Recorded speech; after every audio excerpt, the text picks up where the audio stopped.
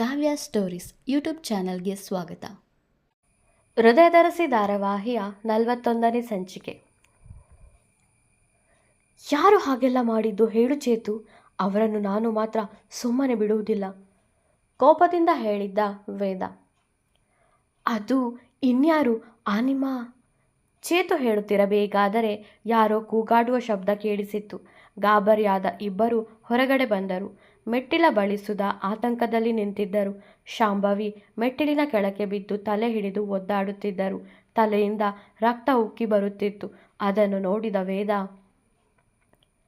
ಚಿಕ್ಕಮ್ಮ ಚಿಕ್ಕಮ್ಮ ಏನಾಯ್ತು ಎನ್ನುತ್ತಾ ಅವರ ಬಳಿಗೆ ಓಡಿ ಬಂದ. ಅವನ ಜೊತೆಗೆ ಚೇತು ಕೂಡ ಬಂದಳು. ಗಾಬರಿಯಾಗಿ ನಿಂತಿದ್ದ ಸುಧಾ ಅವರ ಬಳಿಗೆ ಬಂದಳು. ಏನಾಯ್ತು ಅತ್ತೆ, ಅದೇನಾಯ್ತು ಅಂತ ಬಾಯಿ ಬಿಟ್ಟು ಹೇಳಿ, ವೇದ ಜೋರಾಗಿ ಹೇಳಿದ.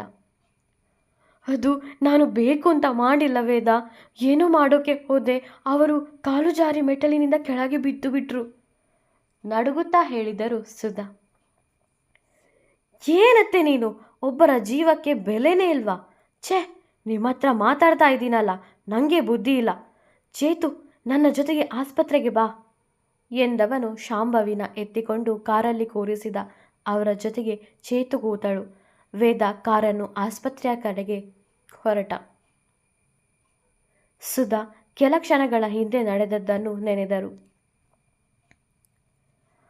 ಆ ಭುವಿನ ಚೆನ್ನಾಗಿ ಆಟ ಆಡಿಸ್ತಿದ್ದೀರಾ ಅತ್ತಿಗೆ, ಪಾಪ ಅವಳು ಇಲ್ಲದೇ ಇರೋ ಕಾಯಿಲೆನ ಇದೆ ಅಂತ ನಂಬಿ ಈಗ ನಿಮ್ಮ ತಾಳಕ್ಕೆ ಕುಣಿಯುತ್ತಿದ್ದಾಳೆ, ಸುಧಾ ಹೇಳಿದಾಗ, ಇನ್ನು ಹೇಗೆ ಕುಣಿಸ್ತೀನಿ ಅವಳನ್ನು ಅಂತ ನೋಡ್ತಾ ಇರು ಸುಧಾ. ಅವಳೇ ಮನೆ ಬಿಟ್ಟು ಓಡಿ ಹೋಗಬೇಕು. ನಾನು ರಮ್ಯಾಗೂ ವೇದಾಗೂ ಮದುವೆ ಮಾಡಿಸ್ಬೇಕು, ಶಾಂಭವಿ ಹೇಳಿದಾಗ, ಏನು, ವೇದನಿಗೆ ರಮ್ಯಾ ಜೊತೆಗೆ ಮದುವೆನಾ? ಅತ್ತಿಗೆ, ಈ ಪ್ಲ್ಯಾನ್ ಮಾಡಿರೋದು ಪ್ರೇರಣಾ, ರಿಸ್ಕ್ ತಗೊಂಡಿರೋದು ಅವಳು. ನೀವೇನು ಈಸಿಯಾಗಿ ಆ ರಮ್ಯಾ ಜೊತೆಗೆ ಮದುವೆ ಮಾಡಿಸ್ತೀನಿ ಅಂತ ಹೇಳ್ತಿದ್ದೀರಲ್ಲ. ಕಷ್ಟಪಟ್ಟಿದ್ದು ನಾವು, ನೀವು ಅದರಲ್ಲಿ ಚಾನ್ಸ್ ತಗೊಳ್ಬೇಕು ಅಂತ ಇದ್ದೀರಾ, ಸುಧಾ ಕೇಳಿದರು. ನೋಡು ಸುಧಾ, ಅದೆಲ್ಲ ನನಗೆ ಗೊತ್ತಿಲ್ಲ. ವೇದನಿಗೂ ರಮ್ಯನಿಗೂ ಮದುವೆ ಆಗಲೇಬೇಕು. ಅವಳು ಅವಳ ಆಸ್ತಿನ ನನಗೆ ಬರೆದು ಕೊಟ್ಟಿದ್ದಾಳೆ. ಅದಕ್ಕೋಸ್ಕರನಾದರೂ ನಾನು ಅವರಿಬ್ಬರಿಗೆ ಮದುವೆ ಮಾಡಿಸಲೇಬೇಕು, ಶಾಂಭವಿ ಹೇಳಿದಾಗ, ಅದೆಲ್ಲ ನಡೆಯೋಕ್ಕೆ ನಾನು ಬಿಡಲ್ಲ ಅತ್ತಿಗೆ. ಪ್ರೇರಣಾಗೂ ವೇದಾಗೂ ಮದುವೆ ಮಾಡಿಸ್ತೀನಿ ಅಂತ ಅವಳಿಗೆ ಮಾತು ಕೊಟ್ಟಿದ್ದೇನೆ. ನೀವೇನೋ ಆ ಭುವಿ ಕೈಲಿ ಸಿಕ್ಕಾಕಿಕೊಂಡು ಕಷ್ಟಪಡ್ತಾ ಇದ್ದೀರಲ್ಲ ಅಂತ ನಾನೇನೋ ಸತ್ಯ ನಿಮಗೆ ಹೇಳಿದರೆ ನೀವು ನನಗೆ ಉಲ್ಟಾ ಹೊಡಿತಿದ್ದೀರಲ್ಲ, ಸುಧಾ ಕೋಪ ನೆತ್ತಿಗೇರಿತ್ತು. ಸುಧಾ, ನೀನೀಗ ಸುಮ್ಮನೆ ಹೋದರೆ ಸರಿ, ಇಲ್ಲ ಅಂದರೆ ಈ ನಿನ್ನ ಪ್ಲ್ಯಾನ್ನ ವೇದನ ಹತ್ರ ಹೇಳ್ತೀನಿ. ಅವನಿಗೆ ಗೊತ್ತಾದರೆ ಏನಾಗುತ್ತೆ ಅಂತ ಗೊತ್ತಲ್ವಾ? ಆಮೇಲೆ ನೀವಿಬ್ಬರು ಬದುಕಿರೋದೇ ಡೌಟು, ಶಾಂಭವಿ ಹೇಳುತ್ತಿದ್ದಾಗ, ಏನತ್ತಿಗೆ ಹೆದರಿಸ್ತಾ ಇದ್ದೀರಾ? ನೀವೆಷ್ಟು ಆ ಭುವಿಗೆ ಕಾಟ ಕೊಟ್ಟಿದ್ದೀರಾ ಅಂತ ವೇದಾಗೆ ಗೊತ್ತಾದರೆ ನಿಮ್ಮ ಕತೆ ಏನು? ನಿಮ್ಮನ್ನು ಅವನು ಸುಮ್ಮನೆ ಬಿಡಲ್ಲ, ಶಾಂಭವಿಗೆ ಟಕ್ಕರ್ ಕೊಟ್ಟರು ಸುಧಾ. ನೀನು ತುಂಬ ಮಾತಾಡ್ತಾ ಇದ್ದೀಯಾ ಸುಧಾ, ಹೋಗು ಇಲ್ಲಿಂದ. ನಿನ್ನನ್ನು ಇಲ್ಲಿಗೆ ಬಾ ಅಂತ ಹೇಳಿದ್ದು ಯಾರು? ನಿನ್ನ ಮನೆಯಿಂದ ಆಚೆ ಬಿಸಾಕಿದ್ದಾಳಲ್ಲ ಆ ಭುವಿ, ಮತ್ತೆ ಯಾಕೆ ಇಲ್ಲಿಗೆ ಬಂದಿದ್ದೀಯಾ? ಹೋಗು ಇಲ್ಲಿಂದ ಎಂದ ಶಾಂಭವಿ ಸುಧಾನನ್ನು ಕೋಣೆಯಿಂದ ಎಳೆದುಕೊಂಡು ಹೊರಗಡೆ ಬಂದರು. ಬಿಡಿ ಅತ್ತಿಗೆ, ನನ್ನ ಬಂದವಳಿಗೆ ಹೋಗೋಕೆ ಗೊತ್ತಿಲ್ವಾ? ಹೋಗಿ ಹೋಗಿ ನಿಮಗೆ ಸಹಾಯ ಮಾಡೋಕ್ಕೆ ಬಂದಿದ್ದೀನಲ್ಲ, ನನಗೆ ಬುದ್ಧಿ ಇಲ್ಲ, ಹಣೆ ಚಚ್ಚಿಕೊಳ್ಳುತ್ತಾ ಸುಧಾ ಹೇಳಿದಾಗ, ಹೌದು, ನಿಂಗೆ ಚೂರು ಬುದ್ಧಿ ಇಲ್ಲ, ಇವಾಗ ತೊಲಗು ಇಲ್ಲಿಂದ ಎಂದ ಶಾಂಭವಿ ಅವರನ್ನು ಮೊದಲ ಮಾಳಿಗೆಯಿಂದ ಮೆಟ್ಟಿಲವರೆಗೂ ಎಳೆದುಕೊಂಡು ತಂದಿದ್ದರು. ಹೋಗ್ತೀನಿ ಬಿಡಿ, ನೀವಂದುಕೊಂಡದ್ದನ್ನು ಆಗೋಕೆ ನಾನು ಬಿಡಲ್ಲ, ನಾನು ಏನು ಅಂತ ತೋರಿಸ್ತೀನಿ ನಿಮಗೆ ಎಂದವರು ಶಾಂಭವಿಯನ್ನು ದೂರ ತಳ್ಳಿದರು. ಆದರೆ ಶಾಂಭವಿ ಆಯ ತಪ್ಪಿ ಮೆಟ್ಟಿಲಿನಿಂದ ಕೆಳಕ್ಕೆ ಬಿದ್ದರು. ಬಿದ್ದ ರಭಸಕ್ಕೆ ತಲೆಯೇ ಹೊಡೆದು ಹೋಗಿ ರಕ್ತ ಬರುತ್ತಿತ್ತು. ಛೇ, ಏನೋ ಮಾಡೋಕ್ಕೆ ಹೋಗಿ ಇನ್ನೇನೋ ಆಗೋಯ್ತು. ಅತ್ತಿಗೆಗೆ ಏನೂ ಆಗದೇ ಇದ್ದರೆ ಸಾಕು. ಏನಾದರೂ ಆದರೆ ಈ ವೇದ ಸುಮ್ಮನೆ ಬಿಡ್ತಾನಾ ನನ್ನ? ಏನು ಮಾಡಬೇಕೆಂಬುದು ತೋಚದೆ ಕಂಗಾಲಾಗಿದ್ದರು ಸುಧಾ. ಡಾಕ್ಟರ್, ಮೊದಲು ನನಗೆ ಈ ಕಾಯಿಲೆ ಇದೆ ಅಂದಾಗ ಬದುಕಬೇಕು ಅಂತ ಆಸೆ ಆಗಲಿಲ್ಲ.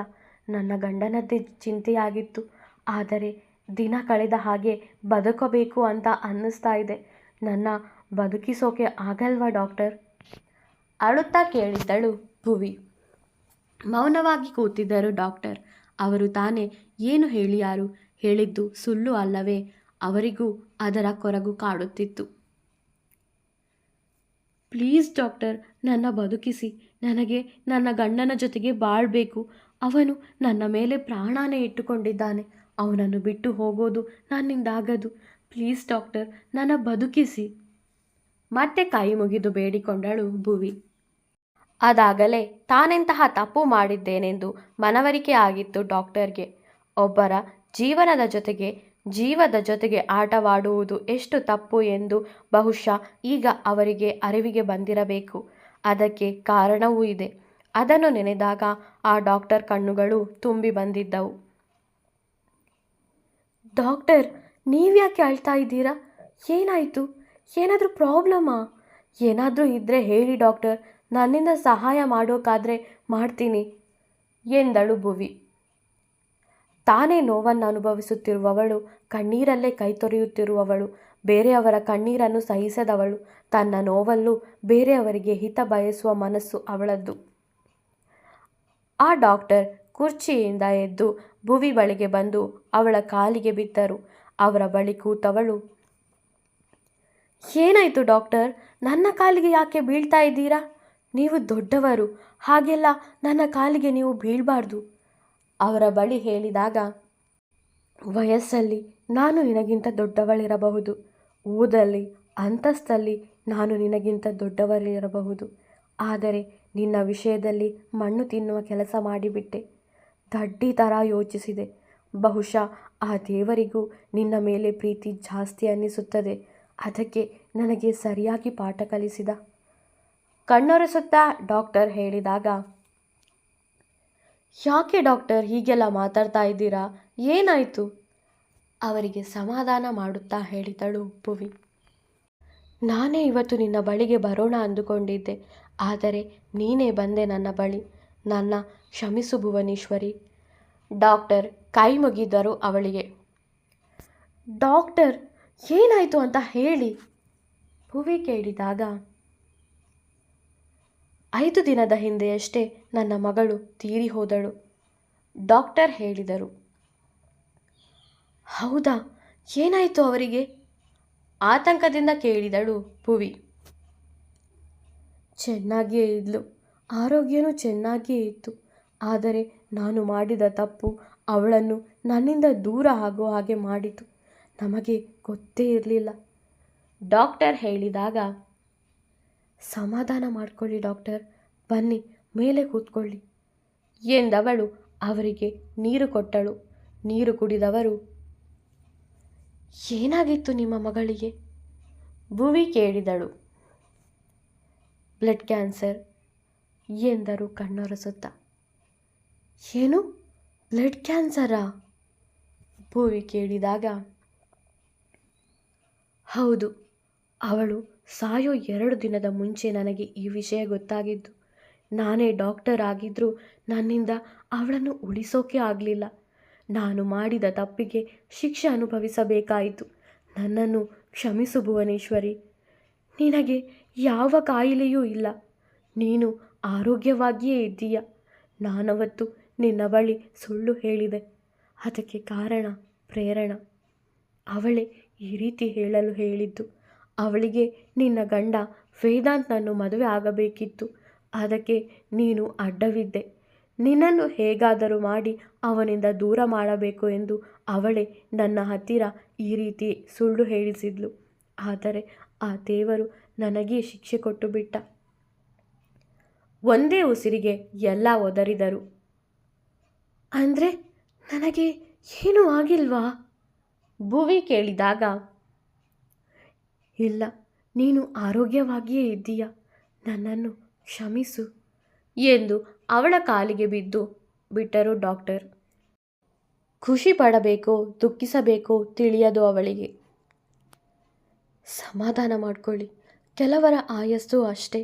ಏನು ಮಾಡೋಕ್ಕಾಗುತ್ತೆ, ಧೈರ್ಯ ತಂದುಕೊಳ್ಳಿ ಎಂದವಳು ಅವರನ್ನು ಎಬ್ಬಿಸಿ ತಬ್ಬಿ ಸಮಾಧಾನಪಡಿಸಿದಳು. ನಾವು ಬೇರೊಬ್ಬರ ನಗುವಿಗೆ ಕಾರಣವಾಗಬೇಕೇ ಹೊರತು ಕಣ್ಣೀರಿಗಲ್ಲ. ನಮ್ಮಿಂದ ಬೇಸರ ಪಟ್ಟವರು ನಮ್ಮನ್ನು ನೆನೆದು ಒಂದು ಹನಿ ಕಣ್ಣೀರು ಸುರಿಸಿದರೂ ಅದು ನಮ್ಮ ಜೀವನವನ್ನೇ ನಾಶ ಮಾಡಬಹುದು. ಸಾಧ್ಯವಾದರೆ ಒಳ್ಳೆಯದು ಮಾಡಿ, ಕೆಟ್ಟದ್ದು ಮಾಡುವುದರ ಬಗ್ಗೆ ಕನಸಲ್ಲೂ ಯೋಚಿಸದಿರಿ. ನಾವೇನು ಮಾಡುತ್ತೇವೋ ಅದೇ ನಮಗೆ ಹಿಂತಿರುಗಿ ಬರುತ್ತದೆ. ಅವರಿಗೆ ಸಮಾಧಾನಪಡಿಸಿದಳು. ಮನೆಗೆ ಹೊರಟಳು. ತಲೆಯ ಸುತ್ತ ನೂರಾರು ಆಲೋಚನೆಗಳು ಓಡಾಡುತ್ತಿತ್ತು. ಪಾಪ ವೇದನೆಗೆ ಎಷ್ಟು ಬೇಜಾರು ಮಾಡಿದ್ದೀನಿ ನಾನು, ಎಷ್ಟು ಗೋಳಾಡಿಸಿದೆ. ಹೌದು, ನಾನು ದಡ್ಡಿನೇ. ಬೇರೆ ಡಾಕ್ಟರ್ ಹತ್ರ ತೋರಿಸ್ಕೊಳ್ಬೇಕಿತ್ತು. ಆದರೆ ಏನು ಮಾಡಲಿ, ನನಗೆ ಸಾಯೋಕ್ಕೆ ಭಯ ಇರಲಿಲ್ಲ. ಬರೀ ನಿನ್ನ ಬಗ್ಗೆನೇ ಚಿಂತೆ ಇತ್ತು ವೇದ. ಜೊತೆಗೆ ನಿನಗೆ ಮದುವೆ ಬೇರೆ ಮಾಡಿಸೋಕೆ ಹೊರಟಿದ್ದೆ. ಪಾಪ ಅಪರ್ಣ ನಿನ್ನ ಜೊತೆಗೆ ಮದುವೆ ಆಗೋಕ್ಕೂ ಒಪ್ಪಿಕೊಂಡಿದ್ದಾಳೆ. ಈಗ ನಾನೇನೇ ಮಾಡಿದರೂ ಅವಳಿಗೆ ಬೇಸರ. ನನ್ನಿಂದ ಯಾರಿಗೂ ಖುಷಿನೇ ಇಲ್ಲ. ಎಲ್ಲರಿಗೂ ನೋವು ಕೊಡ್ತೀನಿ ನಾನು. ಅಪ್ಪ ಅಮ್ಮನಿಗೂ ನನ್ನಿಂದ ನೋವು ಆಗಿದೆ. ಅಣ್ಣ ತಮ್ಮನಿಗೂ ಬೇಜಾರು ಮಾಡಿದ್ದೀನಿ. ನಿನಗೂ ತುಂಬ ನೋವು ಕೊಟ್ಟಿದ್ದೀನಿ ವೇದ. ಈಗ ಅಪರ್ಣನಿಗೂ ನೋವು ಕೊಡ್ತಾ ಇದ್ದೀನಿ. ಎಲ್ಲವನ್ನು ಸರಿ ಮಾಡಬೇಕು. ವೇದನ ಹತ್ರ ಸತ್ಯ ಹೇಳ್ತೀನಿ. ಬೇಡ ಬೇಡ, ಸತ್ಯ ಹೇಳಿದರೆ ಅಲ್ಲಿ ಪ್ರೇರಣಾಗೆ ತೊಂದರೆ ಆಗುತ್ತೆ. ವೇದ ಅವಳನ್ನು ಸುಧಾ ಅತ್ತೇನು ಸುಮ್ಮನೆ ಬಿಡಲ್ಲ. ಬೇರೆ ಏನಾದರೂ ಕಾರಣ ಹೇಳಿ ವೇದನ ಹತ್ರ ಸಾರಿ ಕೇಳಬೇಕು. ಅವನನ್ನು ಯಾವತ್ತೂ ಬಿಟ್ಟು ಹೋಗೋ ಯೋಚನೆ ಮಾಡಬಾರ್ದು. ಅಪರ್ಣಾಗೆ ನಾನೇ ಮುಂದೆ ನಿಂತು ಯಾವುದಾದ್ರೂ ಒಳ್ಳೆ ಹುಡುಗನನ್ನು ನೋಡಿ ಮದುವೆ ಮಾಡಿಸ್ತೀನಿ. ಅವಳಿಗೂ ಒಳ್ಳೆಯದಾಗಲಿ ಎಂದು ಯೋಚಿಸುತ್ತಾ ಬರುತ್ತಿದ್ದವಳಿಗೆ ಚೇತು ಕರೆ ಮಾಡಿ ವಿಷಯ ತಿಳಿಸಿದಳು. ಅತ್ತೆಗೇನಾಯಿತು? ಬಂದೆ ನಾನು ಆಸ್ಪತ್ರೆಗೆ ಎನ್ನುತ್ತಾ ಆಟೋ ಹಿಡಿದು ಆಸ್ಪತ್ರೆಗೆ ಬಂದಳು. ವಿಷಯ ತಿಳಿದು ವಿನು ಕೂಡ ಆಸ್ಪತ್ರೆಗೆ ಬಂದಿದ್ದ. ಹೋಮ್ ಮಿನಿಸ್ಟರ್ ಜೊತೆಗೆ ರಾಜಶೇಖರ್, ಸುಧಾ ಎಲ್ಲರೂ ಬಂದರು. ಡಾಕ್ಟರ್, ಅವಳು ಹೇಗಿದ್ದಾಳೆ? ರಾಜಶೇಖರ್ ಅಳುತ್ತಾ ಕೇಳಿದರು. ನೋಡಿ, ಅವರಿಗೆ ತುಂಬ ಬ್ಲಡ್ ಹೋಗಿದೆ. ಅವರ ಬ್ಲಡ್ ಗ್ರೂಪ್ AB ನೆಗೆಟಿವ್. ನಮ್ಮ ಬ್ಲಡ್ ಬ್ಯಾಂಕ್ನಲ್ಲಿ ಆ ಬ್ಲಡ್ ಖಾಲಿ ಆಗಿದೆ. ನೀವು ಬೇರೆ ಕಡೆ ಅರೇಂಜ್ ಮಾಡಿ ಎಂದರು ಡಾಕ್ಟರ್. ವೇದ, ಎಲ್ಲಿಂದ ತರೋದು ಆ ಬ್ಲಡ್ನ? ನನಗಂತೂ ಏನು ಮಾಡೋದು ಅಂತಾನೆ ತೋಚುತ್ತಿಲ್ಲ ಕಣೋ. ಏನಾದರೂ ಮಾಡೋ ಅಳುತ್ತಾ ಹೇಳಿದ್ದರು ರಾಜಶೇಖರ್. ಮಾಡ್ತೀನಿ ಚಿಕ್ಕಪ್ಪ, ನೀವು ಧೈರ್ಯವಾಗಿರಿ ಎಂದವನು ಅಲ್ಲಿಂದ ಹೊರಡಲು ಸಜ್ಜಾದ. ವೇದ, ವಿನು ಕರೆದ. ವೇದ ವಿನು ಕಡೆಗೆ ತಿರುಗಿದ. ನಿಮಗೇನು ಅಭ್ಯಂತರ ಇಲ್ಲ ಅಂದರೆ ನಾನು ಕೊಡ್ಲಾ ಬ್ಲಡ್? ನನ್ನದು ಅದೇ ಬ್ಲಡ್ ಗ್ರೂಪ್ ವಿನು ಹೇಳಿದಾಗ, ಪ್ಲೀಸ್ ವಿನು, ನಮಗೆ ಸಹಾಯ ಮಾಡು ಪ್ಲೀಸ್. ರಾಜಶೇಖರ್ ವಿನು ಕಾಲಿಗೆ ಬೀಳಲು ಬಂದರು. ಅಂಕಲ್, ಇದೆಲ್ಲ ಯಾಕೆ? ನಾನು ಕೊಡ್ತೀನಿ, ನೀವು ಅಳುವುದನ್ನು ಕಡಿಮೆ ಮಾಡಿಕೊಳ್ಳಿ ಎಂದವನು ಡಾಕ್ಟರ್ ಬಳಿ ಹೋದ. ಡಾಕ್ಟರ್ ಚೆಕಪ್ ಮಾಡಿಸಿ ಅವರಿಗೆ ಬೇಕಾದಷ್ಟು ರಕ್ತ ತೆಗೆದರು. ಜೀವಕ್ಕೇನು ತೊಂದರೆ ಇಲ್ಲ, ನಾಳೆ ಡಿಸ್ಚಾರ್ಜ್ ಮಾಡ್ತೀವಿ ಎಂದರು ಡಾಕ್ಟರ್. ನೀವೆಲ್ಲ ಮನೆಗೆ ಹೋಗಿ, ನಾನು ಅವಳನ್ನು ನೋಡ್ಕೊಳ್ತೀನಿ ರಾಜಶೇಖರ್ ಹೇಳಿದಾಗ, ಮಾವ ನೀವು ಮನೆಗೆ ಹೋಗಿ, ನಾನು ಅತ್ತೆನ ನೋಡ್ಕೊಳ್ತೀನಿ ಎಂದಳು ಭುವಿ. ಬೇಡಮ್ಮ, ನಿನಗ್ಯಾಕೆ ಸುಮ್ಮನೆ ತೊಂದರೆ, ನೀವು ಹೋಗಿ, ನಾನೇ ನೋಡ್ಕೊಳ್ತೇನೆ ಮತ್ತೆ ರಾಜಶೇಖರ್ ಹೇಳಿದಾಗ, ಚಿಕ್ಕಪ್ಪ ಈಗ ಇಲ್ಲಿ ಭುವಿ ನಿಲ್ಲೋದೇ ಸರಿ, ಅವಳೇ ನಿಲ್ಲಿ, ಅವಳ ಜೊತೆಗೆ ನಾನು ನಿಲ್ತೇನೆ, ನೀವೆಲ್ಲ ಹೋಗಿ ಎಂದ ವೇದ. ಸರಿ ಎಂದರು ರಾಜಶೇಖರ್.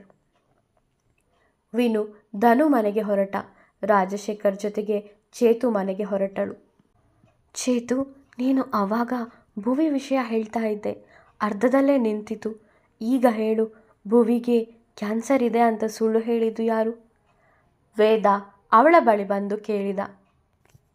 ಅದು ಅದು ರಾಗ ಇಳಿಯುವವಳ ಬಳಿ, ಹೇಳು ಚೇತು, ನೀನೇನು ಹೆದರಬೇಡ, ನಾನು ಸದ್ಯಕ್ಕೆ ಅವರಿಗೆ ಏನೂ ಮಾಡಲ್ಲ ಎಂದ ವೇದ. ಅದು ವೇದನ್ನ ಹಾಗೆ ಹೇಳಿದ್ದು ಸುಧಾ ಆಂಟಿ. ಆದರೆ ಅದ್ಯಾರೋ ಪ್ರೇರಣಾ ಅನ್ನೋರು ಹೇಳಿದ್ದಂತೆ. ಈ ವಿಷಯ ಶಾಂಭವಿ ಆಂಟಿಗೂ ಗೊತ್ತಿತ್ತು. ಚೇತು ಹೇಳಿದಾಗ ರಕ್ತ ಕುದ್ದಿದ್ದರೂ ಅವರ ಪರಿಸ್ಥಿತಿ ನೆನೆದು ಸುಮ್ಮನಾದ. ಸರಿ, ನೀನಿನ್ನು ಹೊರಡು ಎಂದವ ಭುವಿಯ ಬಳಿಗೆ ಬಂದ. ಅವಳು ಶಾಂಭವಿಯ ಕೋಣೆಯ ಹೊರಗಡೆ ಸೋಫಾ ಮೇಲೆ ಕೂತವಳು ಗಾಢ ಆಲೋಚನೆಯಲ್ಲಿದ್ದಳು. ಅವಳ ಪಕ್ಕವೇ ಬಂದು ಕೂತ ಅವಳ ಮುಖವನ್ನೇ ನೋಡಲಿಲ್ಲ. ಸಾರಿ ಕೇಳ, ಎಲ್ಲ ವಿಷಯ ಹೇಳ, ಯಾರಿಗೆಲ್ಲ ಮಾಡಿದ್ದು ಅಂದರೆ ಏನು ಹೇಳಿ? ಸುಧಾ ಚಿಕ್ಕಮ್ಮ ಮತ್ತು ಪ್ರೇರಣಾ ಅಂತ ಹೇಳ. ಈಗಿರೋ ಪರಿಸ್ಥಿತಿಯಲ್ಲಿ ಹೇಳಿದರೆ ಇವನು ಅವರ ಮೇಲೆ ಕೂಗಾಡುವ. ಏನು ಮಾಡೋದು? ದೇವ್ರೆ, ನೀನೇ ದಾರಿ ತೋರಿಸ್ಬೇಕು. ಮನಸ್ಸಲ್ಲೇ ಮಾತಾಡುತ್ತಿದ್ದಳು ಭುವಿ. ಪಾಪ, ವಿಷಯ ಗೊತ್ತಿಲ್ಲದೆ ಅವಳ ಆರೋಗ್ಯ ಸರಿಯಿಲ್ಲ ಅಂತ ಅಂದುಕೊಂಡಿದ್ದಾಳೆ. ಈ ಸುಧಾ ಅತ್ತೆಗೆ ಚೂರು ಕನಿಕರವೇ ಇಲ್ಲ. ಹೋಗಿ ಹೋಗಿ ಇವಳಿಗೆ ಈ ರೀತಿ ಮಾಡಿದ್ದಾರಲ್ಲ, ಏನು ಹೇಳೋಣ? ಮಾತಾಡಿಸ್ಲಾ? ವೇದನು ಮನಸ್ಸಲ್ಲೇ ಮಾತಾಡುತ್ತಿದ್ದ. ಊಟ ಎಂದು ಇಬ್ಬರು ಒಂದೇ ಕ್ಷಣಕ್ಕೆ ಮಾತಾಡಲು ಬಂದವರು ಮಾತು ನಿಲ್ಲಿಸಿದ್ದರು. ಊಟ ಮಾಡ್ತೀಯಾ? ವೇದ ಕೇಳಿದ. ಹಸಿವಾಗ್ತಿದೆ ಎಂದಳವಳು. ಇರು, ತರ್ತೀನಿ ಎಂದವ ಅಲ್ಲಿಂದ ಹೋಟೆಲ್ಗೆ ಹೋದ. ಬಂದ ತಕ್ಷಣ ಇವನತ್ರ ಎಲ್ಲ ಹೇಳಬೇಕು ಎಂದು ಕಾದು ಕೂತಳು ಭುವಿ. ನರ್ಸ್ ಬಂದು ಶಾಂಭವಿ ಅವರನ್ನು ಚೆಕಪ್ ಮಾಡಿ ಹೋದರು. ಇಬ್ಬರಿಗೂ ಊಟ ತೆಗೆದುಕೊಂಡು ಬಂದ ವೇದ. ತಗೋ, ತಿನ್ನು. ಅವನು ಅವಳ ಕೈಗೆ ಊಟದ ಪ್ಯಾಕನ್ನು ಕೊಟ್ಟ. ನೀನೇ ಊಟ ಮಾಡಿಸು ಅವಳು ಹೇಳಿದಾಗ ಅವನೇ ಊಟ ಮಾಡಿಸಲು ಶುರು ಮಾಡಿದ. ಜೊತೆಗೆ ಮಾತು ಶುರು ಮಾಡಿದ್ದ. ಭುವಿ, ನನಗೆ ನಿನ್ನ ಪರಿಚಯ ಆದಾಗಿನಿಂದ ಇವತ್ತಿನವರೆಗೂ ಏನೇ ವಿಷಯ ಇದ್ದರೂ ನಿನ್ನ ಹತ್ರ ಹೇಳ್ತಾ ಇದ್ದೆ. ಖುಷಿ ವಿಷಯ ಆಗಲಿ, ದುಃಖದ ವಿಷಯವಾಗಲಿ, ಕಷ್ಟವಾಗಲಿ ಎಲ್ಲ ಹೇಳ್ತಾ ಇದ್ದೆ. ಆದರೆ ನೀನು ನನ್ನಿಂದ ಎಷ್ಟು ವಿಷಯ ಮುಚ್ಚಿಟ್ಟಿದ್ದೀಯ? ಅವನ ಕಣ್ಣಲ್ಲಿ ನೀರು ತುಂಬಿ ಹೋಗಿತ್ತು. ನಾನು ಯಾವ ವಿಷಯ ಮುಚ್ಚಿಟ್ಟಿದ್ದೀನಿ? ಅವಳು ಕೇಳಿದಾಗ, ನಾನೇನು ನಿನ್ನ ಪರ್ಮಿಷನ್ ಕೇಳದೆ ಮದುವೆ ಆದೆ. ಅದೇ ಕಾರಣಕ್ಕೆ ನೀನು ನನ್ನ ಬಿಟ್ಟು ಹೋಗಲು ತಯಾರಾಗಿದ್ದೀಯ. ಆ ರೀತಿ ಬಿಟ್ಟು ಹೋಗುವ ಹಾಗಿದ್ದರೆ ಇಷ್ಟು ವರುಷ ಪ್ರೀತಿ ಮಾಡಿ ಏನು ಪ್ರಯೋಜನ? ಮದುವೆಯ ವಿಷಯದಲ್ಲಿ ನಾನು ಮಾಡಿದ್ದು ತಪ್ಪೆ, ಅದನ್ನು ಒಪ್ಪಿಕೊಳ್ಳುವೆ. ಆದರೆ ಅದೇ ವಿಷಯಕ್ಕೆ ನೀನು ನನ್ನನ್ನು ಬಿಟ್ಟು ಹೋದರೆ ನಾನು ಬದುಕಿರುತ್ತೇನಾ? ವೇದ ಕೇಳಿದಾಗ, ಇಲ್ಲ ಕಣೋ, ನಾನು ನಿನ್ನ ಯಾವತ್ತೂ ಬಿಟ್ಟು ಹೋಗಲ್ಲ. ಕೊನೆ ಉಸಿರಿರೋವರೆಗೂ ನಿನ್ನ ಜೊತೆಗೇ ಇರ್ತೀನಿ ಎಲ್ಲ ಹೇಳಲು ಮುಂದಾದಳು.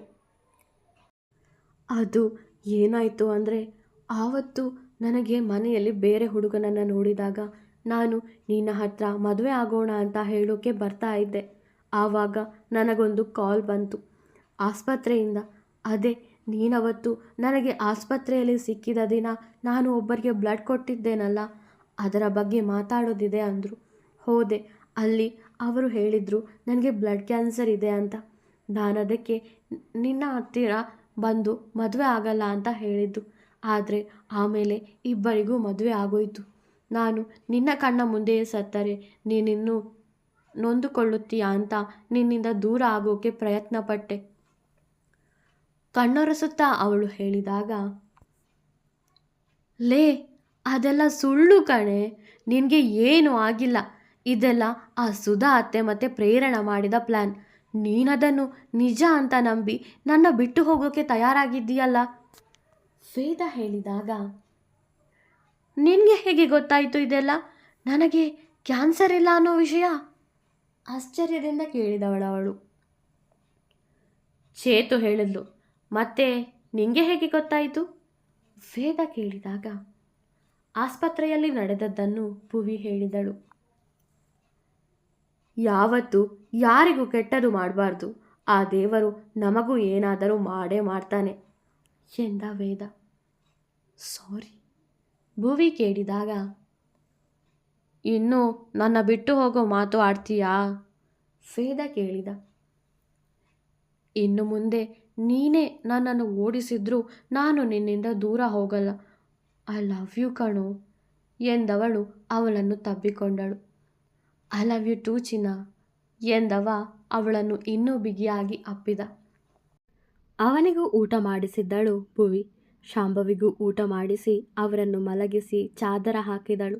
ಅವಳನ್ನೇ ನೋಡುತ್ತಿದ್ದ ಶಾಂಭವಿಗೆ ತಾವು ಅವಳ ಬಳಿ ನಡೆದುಕೊಂಡದ್ದೆಲ್ಲ ನೆನೆದು ನಾಚಿಕೆಯಾಗಿತ್ತು. ಗಂಟೆಗೊಂದು ಬಾರಿ ಎದ್ದು ಅವರಿಗೆ ನೀರು ಕೊಡುತ್ತಿದ್ದಳು. ಎಬ್ಬಿಸಿ ಶೌಚಾಲಯಕ್ಕೆ ಕರೆದುಕೊಂಡು ಹೋಗುತ್ತಿದ್ದಳು. ರಾತ್ರಿ ಪೂರ್ತಿ ನಿದ್ದೆ ಮಾಡದೆ ಅವರ ಸೇವೆ ಮಾಡುತ್ತಿದ್ದಳು. ಇಬ್ಬರು ಮಕ್ಕಳಿಗೋಸ್ಕರ ಏನೆಲ್ಲ ಮಾಡಿದರೂ ಬೇಕಾದ ಸಮಯಕ್ಕೆ ಸಹಾಯಕ್ಕೆ ನಿಂತವಳು. ತಮ್ಮಿಂದಲೇ ಅವಮಾನಕ್ಕೆ ಒಳಗಾದವಳು. ತಾವೇ ಚುಚ್ಚು ಮಾತಿನಿಂದ ನಿಂದಿಸಿದ್ದವಳು. ಅದೇ ಭುವನೇಶ್ವರಿ. ಒಳ್ಳೆತನದಿಂದ ಕೆಲವೊಂದು ಬದಲಾವಣೆಗಳನ್ನು ಮಾಡಲು ಸಾಧ್ಯ. ವಿಜ್ಜಿಗೆ ಎಣ್ಣೆ ಹೊಡೆಯುವುದು ಅಂದರೆ ತುಂಬ ಇಷ್ಟ. ಕುಡಿದ್ರೆ ಅವನು ಪ್ರಪಂಚನೇ ಮರಿತಾನೆ ಎಂದ ಕರಿಯ. ಹೌದಾ, ಸರಿ ಆಯಿತು ಎಂದು ಹೇಳಿ ಅಲ್ಲಿಂದ ಹೋಗುತ್ತಿದ್ದವನನ್ನು ತಡೆದ ಕರಿಯ. ನೀನ್ಯಾಕೆ ವಿನೋ ಹೀಗೆಲ್ಲ ಕೇಳ್ತಾ ಇದ್ದೀಯಾ? ಏನು ಸಮಾಚಾರ? ಕರಿಯ ಕೇಳಿದ. ಏನೂ ಇಲ್ಲ, ಅವನಿಗೊಂದು ಎಣ್ಣೆ ಪಾರ್ಟಿ ಕೊಡಿಸೋಣ ಅಂತ. ನನಗೂ ಜಾನುಗೂ ಎಂಗೇಜ್ಮೆಂಟ್ ಫಿಕ್ಸ್ ಆಯ್ತಲ್ವಾ, ಅದಕ್ಕೆ ಏನಾದರೂ ಕೊಡಿಸು ಅಂದಿದ್ದ. ನಾನು ಏನು ಕೊಡಿಸೋದು ಅಂತ ತುಂಬ ಯೋಚನೆ ಮಾಡಿದೆ, ಗೊತ್ತಾಗಲಿಲ್ಲ. ಅದಕ್ಕೆ ನಿನ್ನ ಹತ್ರ ಕೇಳಿದೆ. ಥ್ಯಾಂಕ್ಸ್ ಹೇಳಿದ್ದಕ್ಕೆ ಎಂದ ವಿನು ಅಲ್ಲಿಂದ ಸೀದಾ ಬಾರ್ಗೆ ಹೋಗಿ ಎಣ್ಣೆ ಇಟ್ಕೊಂಡು ಬಂದ.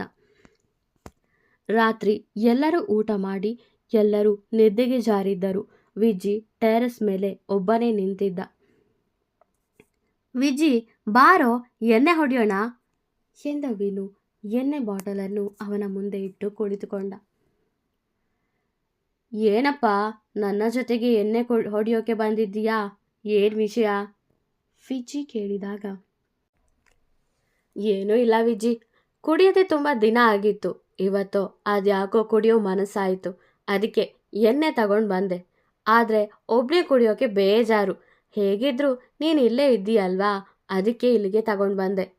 ನಿಂಗೆ ಬೇಕಾದ್ರೆ ಬಾ, ಇಲ್ಲ ಅಂದರೆ ಪರವಾಗಿಲ್ಲ, ನಾನೇ ಕುಡಿತೀನಿ. ನೀನು ನಿಂತ್ಕೊಂಡು ನೋಡು ಎಂದವ ಗ್ಲಾಸ್ಗೆ ಹಾಕಿದ. ಕುಡಿಯಲೆಂದು ತೆಗೆದವನಿಗೆ ಅದರ ವಾಸನೆ ಸಹಿಸಲಾಗಲಿಲ್ಲ. ಯಪ್ಪಾ, ಇದೇನು ಈ ಥರ ಸ್ಮೆಲ್ ಹೊಡಿತಾ ಇದೆ, ಗಲೀಜು, ಇದನ್ನೆಲ್ಲ ಅದೇಗೆ ಕುಡಿತಾರೋ ಗೊಣಗುತ್ತಿದ್ದ ವಿನು. ಆದರೆ ವಿಜ್ಜಿಗೆ ಅದರ ವಾಸನೆಗೆ ಕುಡಿಯೋ ಮನಸ್ಸು ಬಂದಿತ್ತು. ನನಗೇನು ಕುಡಿಯೋ ಆಸೆ ಇಲ್ಲ, ನೀನು ಹೇಳ್ತಾ ಇದ್ದೀಯಾ ಅಂತ ಬರ್ತೀನಿ ಅಷ್ಟೇ ಎಂದವ ವಿನು ಮುಂದೆ ಕೂತ. ಮನಸ್ಸಲ್ಲೇ ನಕ್ಕ ವಿನು ಅವನಿಗೆ ಇನ್ನೊಂದು ಗ್ಲಾಸ್ಗೆ ಎಣ್ಣೆ ಹಾಕಿಕೊಟ್ಟ. ಕುಡಿ ಎಂದ. ಹೇ ವಿನು, ನನಗೆ ನಿನ್ನ ಕಂಡ್ರೆ ಆಗಲ್ಲ ಕಣೋ, ಮೈಯೆಲ್ಲ ಉರಿಯುತ್ತೆ. ಆದರೆ ಈ ಎಣ್ಣೆ ಸ್ಮೆಲ್ಗೆ ಅದೆಲ್ಲವನ್ನು ಮರೆತು ನಿನ್ನ ಜೊತೆಗೆ ಕುಡಿಯೋಗೆ ಕೂತಿದ್ದೀನಿ. ಚಿಯರ್ಸ್ ಎಂದ ವಿಜ್ಜಿ ಘಟಘಟನೆ ಕುಡಿದ. ಇವರೆಲ್ಲ ಅದೇಗೆ ಕುಡಿತಾರೋ, ನನಗೆ ಇದರ ಸ್ಮೆಲ್ಲೇ ಆಗಿ ಬರಲ್ಲ ಎಂದವ ಬಾಟಲಿಗೆ ಮತ್ತೆ ಎಣ್ಣೆ ಹಾಕಿದ. ವಿಜ್ಜಿಗೆ ಅವನು ಕುಡಿದಿಲ್ಲ ಎಂದು ಅನುಮಾನ ಬರಬಾರದು ಎಂದು. ವಿನೋ, ಇನ್ನೊಂಚೂರು ಹಾಕೋ ವಿಜ್ಜಿ ಹೇಳಿದಾಗ, ಚೂರು ಯಾಕಪ್ಪ, ಫುಲ್ಲು ಕೊಡಿ ಎಂದ ವಿನು ಅವನಿಗೆ ಮತ್ತೆ ಗ್ಲಾಸ್ಗೆ ಹಾಕಿದ. ಮತ್ತೆ ಕುಡಿದವ ಮತ್ತೊಮ್ಮೆ ಹಾಕಲು ಹೇಳಿದ. ಹಾಗೆ 4-5 ಗ್ಲಾಸ್ ಕುಡಿದವನಿಗೆ ಎಲ್ಲವೂ ಮಂಜು ಮಂಜಾಗಿ ಕಾಣಿಸುತ್ತಿತ್ತು. ವಿಜ್ಜಿ, ನಿಂಗೆ ಯಾಕೆ ನನ್ನ ಕಂಡ್ರೆ ಆಗಲ್ಲ? ವಿನು ಕೇಳಿದ. ಯಾಕೆ ಅಂದರೆ, ನಿನ್ನೆ ಮೊನ್ನೆ ಬಂದವ ನೀನು. ಧನು ಅಣ್ಣ ನಿನಗೆ ತುಂಬ ಪ್ರಾಮುಖ್ಯತೆ ಕೊಡ್ತಾರೆ, ನನಗೆ ಉರಿಯಲ್ವಾ? ಜೊತೆಗೆ ನಾನು ಪ್ರೀತಿ ಮಾಡಿದ ಜಾನು ಜೊತೆಗೆ ನಿನ್ನ ಮದುವೆ ಮಾಡಿಸೋಕೆ ಹೊರಟಿದ್ದಾನೆ. ನಾನು ಯಾಕೆ ಅವಳನ್ನು ನಿಂಗೆ ಬಿಟ್ಟು ಕೊಡಲಿ ಗದರುತ್ತಾ ಹೇಳಿದನವ. ಹೋ, ನೀನು ಜಾನುನ ಲವ್ ಮಾಡ್ತಾ ಇದ್ದೀಯಾ? ಆದರೆ ಅವಳಿಗೆ ನೀನು ಇಷ್ಟ ಇಲ್ಲ ಅನಿಸುತ್ತೆ.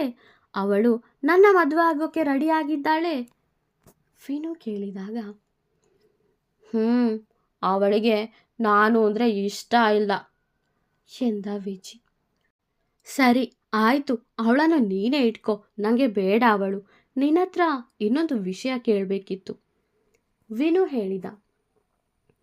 ನೀನು ಜಾನುನ ನನಗೆ ಬಿಟ್ಟು ಕೊಟ್ಟರೆ ನೀನು ಕೇಳಿದ್ದನ್ನೆಲ್ಲ ಹೇಳ್ತೀನಿ ಎಂದನು ವಿಜಿ.